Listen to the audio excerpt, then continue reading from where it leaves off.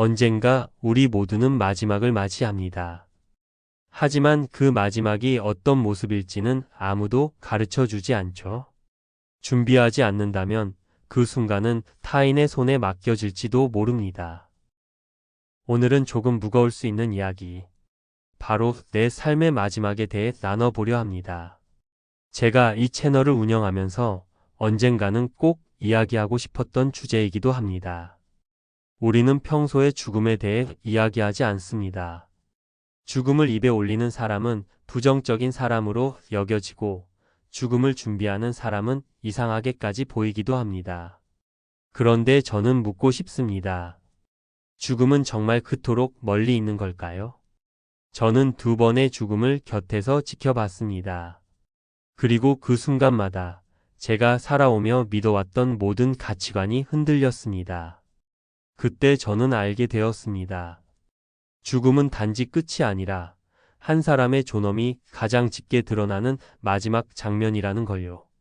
그리고 그 장면이 우리의 의지와는 아무 상관없이 타인의 판단으로 결정되어 버릴 수도 있다는 사실에 저는 두려움을 느꼈습니다. 이 이야기는 병원 이야기도 의료제도 이야기도 아닙니다.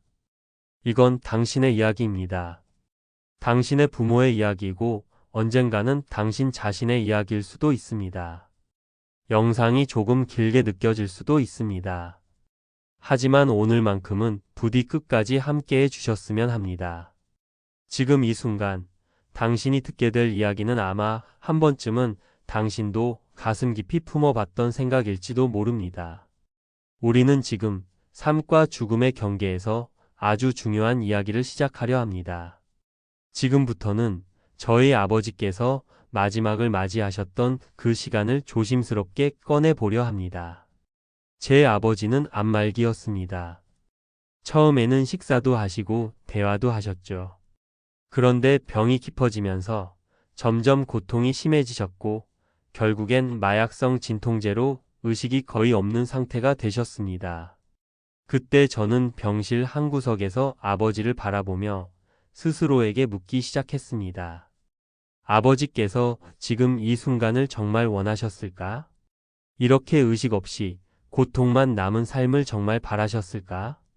침대에 누운 아버지는 눈도 뜨지 못했고 제 손을 잡을 수도 없었고 말 한마디 남기지 못했습니다. 그저 기계 음만이 병실에 가득했습니다. 심장 모니터의 소리는 마치 시간의 끝을 세고 있는 듯 했습니다. 저는 마음속 깊이 지금 이 순간을 아버지께서 바라시는가라는 질문을 계속했습니다. 그런데 가족들은 그런 제 질문을 받아들이지 않았습니다. 내가 어떻게 그런 말을 해? 우리가 끝까지 책임져야지 그게 자식된 도리 아니냐? 그 말들 앞에서 저는 고개를 숙일 수밖에 없었습니다. 하지만 가슴 속엔 말할 수 없는 슬픔이 차올랐습니다. 과연 지금 이 연명은 누구를 위한 것일까? 아버지를 위한 것일까? 아니면 남겨진 우리를 위한 자기만족일까? 아버지의 마지막 모습은 평화롭지 않았습니다. 결국 아버지께서는 고통과 싸우다 자식들에게 말 한마디 남기지 못한 채 그렇게 가셨습니다. 말 그대로 버티는 시간이었고 그것이 정말 삶이라 부를 수 있는지 저는 아직도 고민합니다. 자식된 입장에서 아버지의 죽음은 말로 표현할 수 없는 깊은 슬픔이었습니다. 하지만 아버지께서 살아오신 삶을 떠올렸을 때 그분의 마지막이 그렇게 마무리되었다는 사실은 가슴에 큰 구멍이 뚫린 듯한 그 어떤 말로도 다 담을 수 없는 고통이었습니다. 그날 이후 저는 죽음에 대해 생각하게 됐습니다. 삶의 끝을 누가 결정해야 하는가? 그 물음이 제 안에 깊은 울림으로 남아 있습니다. 아버지의 마지막을 떠올리며 문득 또 한 사람의 마지막이 떠올랐습니다. 바로 저의 할머니입니다. 할머니는 평생 정정하시고 똑부러진 분이셨습니다. 모든 걸 스스로 하셨고 기억력도 판단력도 누구보다 분명한 분이셨습니다. 하지만 뇌경색으로 쓰러지신 후 삶은 완전히 달라졌습니다. 요양병원에 입원하시고 나서 그분은 스스로 말도 하지 못하고 대소변도 가리지 못하고 간병인의 손에 의지한 채 2년이라는 시간을 누워 지내셨습니다. 병실에 누워 계신 할머니를 뵈러 갈 때마다 제 마음은 무거워졌습니다. 누군가에게는 그 모습이 돌봄이었겠지만 저에게는 그분의 인생 마지막이 점점 흐려지고 무너져가는 장면처럼 보였습니다. 이분이 정말 이 마지막을 바라셨을까? 원래 그토록 강단 있던 분이셨는데 이대로 괜찮은 걸까? 그때도 역시 제 생각은 가족들과 달랐습니다. 어떤 친척 어르신은 이렇게 말하셨습니다. 나는 후회 없이 우리 엄마를 케어하고 있다. 그 말 속에는 이상한 감정의 우월감이 묻어났습니다. 자신의 사랑과 효심을 증명하고 싶어하는 듯한 말투였습니다. 하지만 그 순간에도 저는 생각했습니다. 정말 중요한 건 남겨진 사람들의 마음이 아니라 그 자리에 누워 계신 분의 의지가 아닐까 하는 생각 말입니다. 답답한 마음에 친구에게 제 속마음을 털어놓았습니다. 그러자 친구는 이렇게 말하더군요. 그분들은 어머니를 모시는 자식들이고 넌 손자잖아. 네가 나설 자리는 아니야. 그냥 조용히 있는 게 맞지. 그 말을 듣는 순간 저는 말문이 막혔습니다. 틀린 말은 아니었지만 그 안에는 마음이 있어도 말할 수 없는 위치라는 침묵의 강요가 담겨 있었기 때문입니다. 우리는 너무 자주 돌보는 입장의 책임과 감정만을 앞세웁니다. 그러다 보면 정작 지금 이 순간 가장 중요한 사람, 그 침대 위에 누워있는 한 사람의 뜻은 언제나 뒷전으로 밀려나고 맙니다. 물론 가족을 지키려는 마음은 소중합니다. 하지만 그것이 때로는 환자의 고통보다 가족의 죄책감을 더 두려워한 결과일 수도 있습니다. 삶의 끝자락에서 사람이 사람답게 존엄을 유지하는 일은 생각보다 훨씬 어렵고 복잡한 문제입니다. 우리는 언제부터 자신의 마지막을 스스로 선택할 수 없게 된 걸까요? 죽음 앞에서 사람은 가장 나약해지고 그 나약함은 어느 순간부터 자신의 의지보다 타인의 판단에 의해 결정되기 시작합니다. 사전 연명의료 의향서를 써도 그건 단지 종이 한 장일 뿐이라는 사실을 아십니까? 실제 병원에서는 그 서류 하나로 연명 치료를 멈추는 경우가 거의 없습니다. 왜냐하면 가족이 반대하면 의사도 결정을 유보하게 되거든요. 결국 다시 시작되는 검사와 약물 투여, 삐삐 울리는 기계음, 그리고 무의식의 시간들. 그 순간 환자의 뜻은 사라지고 가족의 눈치와 의사의 고민만이 남습니다. 사실 많은 분들이 말합니다. 나는 소변줄 꽂고 그렇게 살고 싶지 않아. 나는 인공호흡기까지는 절대 싫어.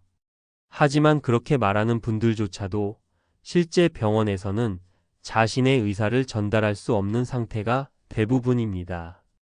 결국 마지막은 가족이 선택하게 되고 그 선택은 종종 내가 후회하지 않기 위한 선택으로 이어집니다.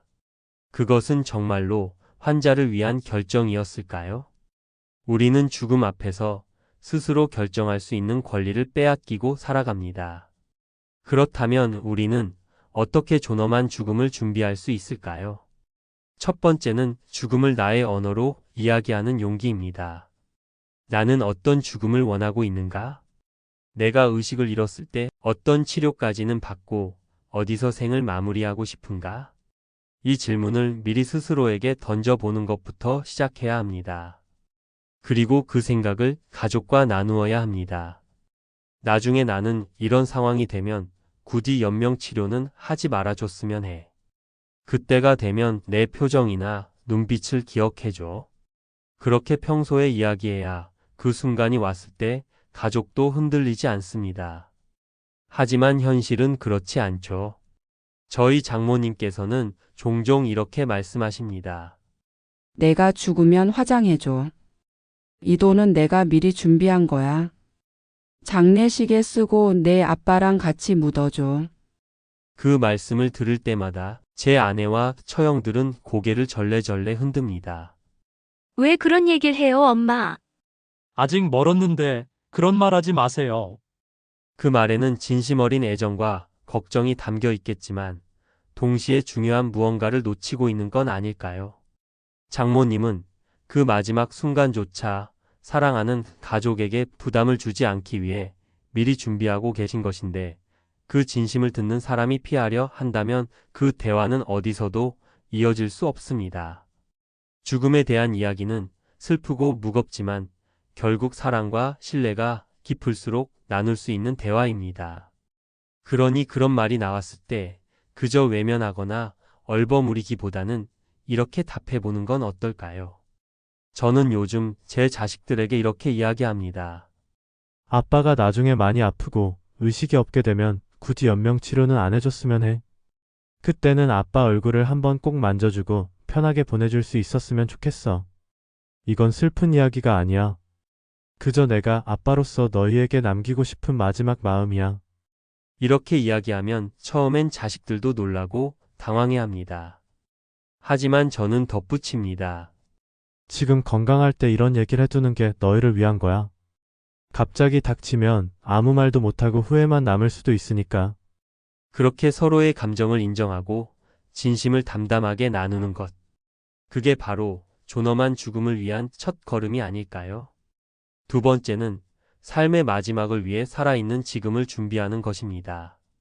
건강할 때부터 나의 신체 상태를 알고 어떤 약을 먹고 있는지 정리해두고 병원이나 간병의 선택 기준을 세워두는 것. 그리고 무엇보다도 내가 나로서 살기 위해 나를 잘 돌보는 삶을 살아야 합니다. 체력, 정신, 관계, 경제, 마음가짐. 이 모든 것을 지금부터 조금씩 준비하는 겁니다. 그 준비는 죽음을 위한 것이 아니라 지금을 더 깊고 충실하게 살아가기 위한 길이기도 합니다. 우리는 모두 언젠가 그 순간을 맞이하게 됩니다. 그 순간 나의 마지막 선택이 나의 것이길 바랍니다. 그 어떤 순간보다도 가장 나다운 결정을 해야 할 때인데 말이죠. 삶의 끝은 타인이 아닌 내가 결정할 수 있어야 하지 않을까요? 삶의 마지막은 어쩌면 인생 전체에서 가장 고요하면서도 가장 묵직한 순간일지 모릅니다. 우리는 어떻게 살았는가를 묻지만 사실은 어떻게 떠나는가가 그 사람의 삶을 가장 진실하게 말해주는지도 모릅니다. 존엄한 죽음은 거창한 말이 아닙니다. 누군가의 품에서 눈을 감고 내가 원했던 방식대로 남은 이들과 따뜻한 작별을 나누며 자연스럽게 흐르듯 떠나는 것. 그것이야말로 사람으로서 마지막까지 존엄을 지키는 길 아닐까요? 이제 삶과 죽음의 경계에서 한 편의 시를 함께 나누고 싶습니다. 조선의 고승, 서산대사가 입적 직전에 남긴 해탈의 시입니다. 근심 걱정 없는 사람 누구인가? 출세하기 싫은 사람 누구인가? 시기 질투 없는 사람 누구인가? 흉이나 허물 없는 사람이 어디 있겠소? 가난하다 서러워 말고, 장애를 가졌다 기죽지 말고, 못 배웠다 주눅 들지 마시게. 세상살이 다 거기서 거기 외다. 가진 것 많다고 유세 떨지 말고, 건강하다고 큰 소리 치지 말고, 명예를 얻었다고 목에 힘주지 마시게. 세상에 영원한 것은 없어이다. 잠시 잠깐 다녀가는 이 세상에서 있고 없음을 평가하지 말고 얼기설기 어우러져 살다 가세. 다 바람 같은 거라우. 이 시를 처음 들었을 때 저는 이상하게도 마음이 편안해졌습니다. 그렇습니다. 삶도 죽음도 바람처럼 스쳐가는 순간일 뿐입니다. 그렇기에 지금을 더 따뜻하게, 더 충실히 살아가야 합니다. 그리고 우리는 준비해야 합니다. 내 마지막을 남이 아닌 내가 선택할 수 있도록. 그 선택은 단지 죽음의 방식이 아니라 삶 전체를 돌아보고 마무리하는 가장 근본적인 인간의 권리입니다. 부디 오늘 이 이야기를 통해 당신도 스스로에게 조용히 물어보셨으면 좋겠습니다. 나는 어떻게 죽고 싶은가? 나는 어떤 모습으로 마지막을 맞이하고 싶은가? 그리고 그 질문을 지금 사랑하는 사람들과 함께 나눠보셨으면 좋겠습니다. 그것이 우리가 서로에게 줄 수 있는 가장 큰 사랑이자 가장 깊은 존중일지도 모릅니다. 그리고 이 이야기가 단지 마음을 울리는 이야기로만 머물지 않기를 바랍니다. 지금부터는 여러분이 직접 준비할 수 있는 3가지 방법을 소개해 드립니다. 1. 사전 연명 의료 의향서를 작성해 보세요. 의식이 없을 때 연명 치료를 받을지 말지를 미리 결정하고 문서로 남기는 제도입니다. 보건소나 지정기관에서 무료로 작성할 수 있고 국립연명의료관리기관 홈페이지에서도 온라인으로 등록이 가능합니다. 하지만 무엇보다 중요한 건 그 내용을 가족과 미리 충분히 이야기하는 것입니다. 서류만 있고 대화가 없다면 그 의지가 무시되는 일이 생깁니다. 2. 호스피스 완화 의료 제도를 알아두세요. 더 이상 치료가 어려운 환자에게 고통을 줄이고 평온한 마지막을 도와주는 돌봄 서비스입니다.